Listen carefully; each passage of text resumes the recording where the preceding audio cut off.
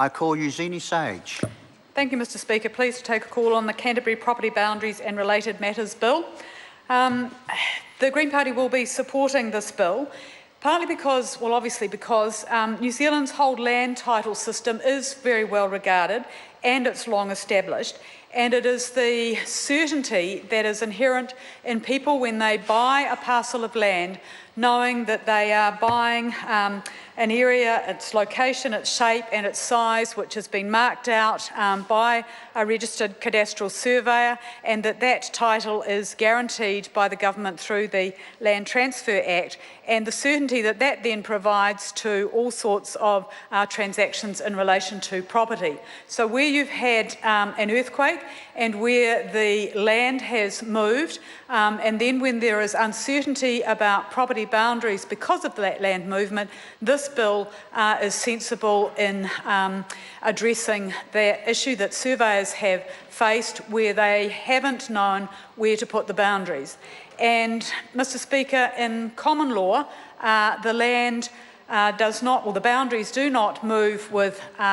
changes in the surface of the land, and what this bill is doing is recognising that nature is actually more powerful than the law, and that the law needs to change, and that our common law understanding of boundaries needs to change in relation to Christchurch and the effect of the earthquakes, so that property boundaries do move where there has been substantial movement of the land. And this has affected a number of properties. Others have said over 135,000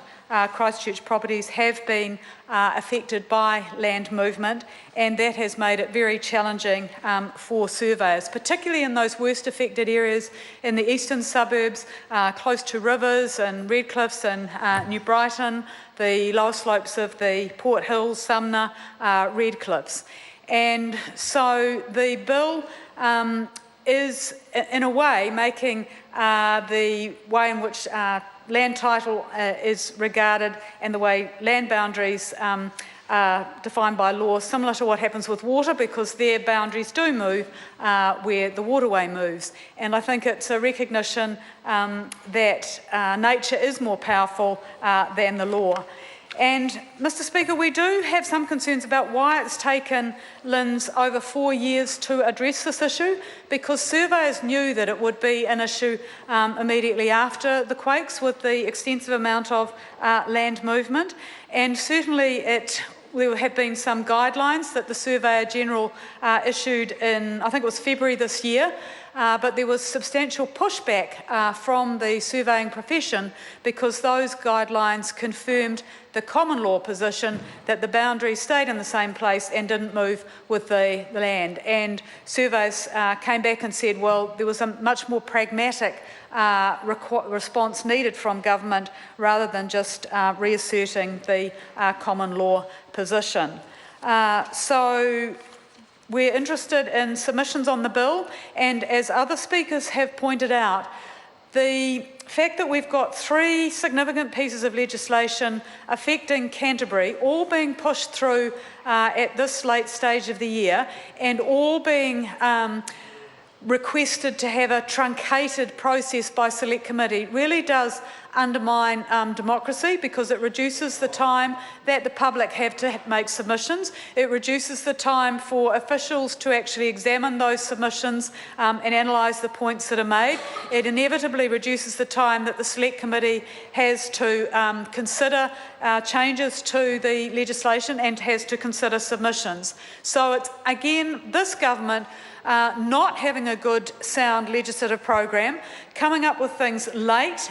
when this could have been put into this House much earlier, and then reducing the opportunity for the public to have their say. And this is important on this bill because while there was a technical advisory group established to provide advice to LINZ, that was made up of professionals. It didn't include Ngāi Tahu, it didn't include residents or homeowners. There was some discussion with Concern, but that was all. And yet it is residents and homeowners, particularly those going through settlement of insurance claims, settlements of claims with EQC, which are potentially disadvantaged disadvantaged by changes in the boundaries. So people need to have a say, and government needs to get its legislative program in better order so that the Select Committee is not being forced to have hasty consideration of important bills such as this. Nevertheless, we will be supporting it because it is a sensible measure to provide more certainty around land title